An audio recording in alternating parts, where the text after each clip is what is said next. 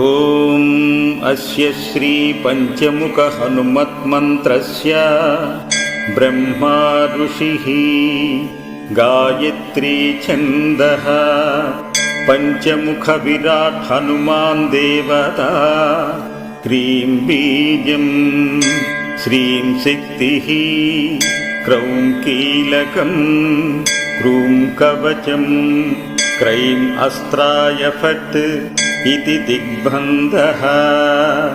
श्रीगरुड उवाच अथ ध्यानं प्रवक्ष्यामि शृणु सर्वाङ्गसुन्दरी यत्कृतं देवदेवेन ध्यानं हनुमतः प्रियम् पंचवक्त्रं महाभीमं त्रिपञ्चनयनैर्युतं बाहुभिर्दशभिर्युक्तं सर्वकाम्यार्थसिद्धिदम्।